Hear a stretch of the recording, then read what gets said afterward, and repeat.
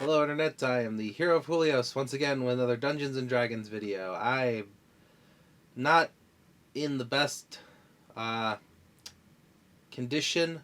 I'm a little sick.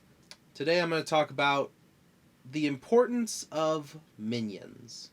So a while back, I did a video on how to turn a regular monster into a final boss, like turning an ogre that's normally CR2 into maybe like a CR3 monster with max HP and legendary actions and maybe even a magical spell here or there. But let's face the facts, action economy is extremely important in Dungeons and Dragons.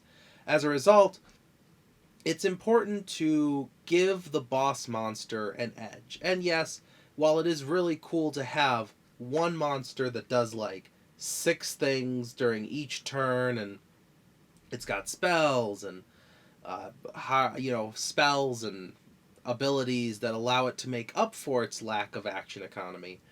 One of the important things to keep in mind is your players still outnumber the thing, and at some tables even more than 4 to 1. Like for example, the tables I DM for can go up to 6 players. I've even had 7 at one time. So I would say that one of the most important things to think of is minions, but not just throwing random minions. Like, for example, you could just throw a whole bunch of goblins, but what you need to ask yourself is why are these minions specifically the followers of this big boss monster? So, like, a classic example is goblins work for bugbears, work for hobgoblins, work for, whoever hired the hobgoblins, or kobolds work for dragons, the like. Grung and bullywugs make great minions for things like froghemoths,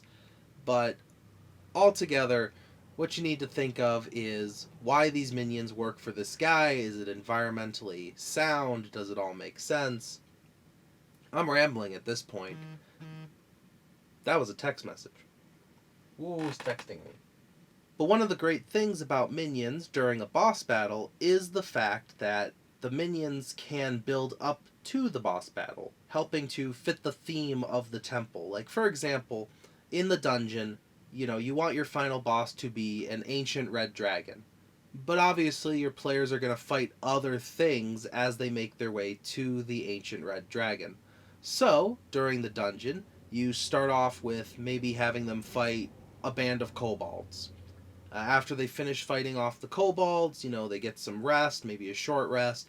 Suddenly, a salamander comes up with some kobolds helping him. Then, they fight, they take care of that.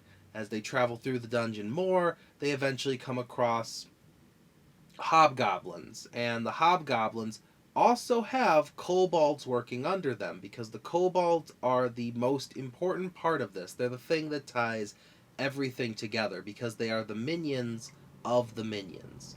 So the goblins, you know, would serve the bugbears, but the goblins also serve the hobgoblins. The goblins also serve the ogre. The goblins also serve the hill giant.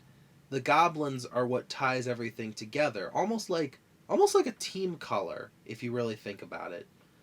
That way, when the players finally reach the final boss, and the final boss unleashes a swarm of goblins or kobolds or bullywugs, what have you, it's not a big shock to your players because they've been fighting scores of these minions. And don't be afraid to actually go with there's an interesting rule in 4th edition that you should consider where you give all the minions 1 HP.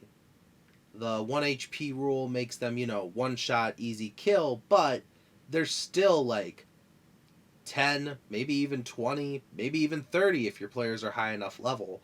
30 goblins trying to make hits on these guys. And, they're only going to get like 6 to 8 damage in at most. But it's enough to make your players have to consider, do I attack the big boss or do I attack the little goblins? Either way, Minions are extremely important and very easy to hold in your hand when you don't feel like standing up. So, thank you for watching as always, and I will see you much healthier in the next video. This is the Hero Fulios, Xing out.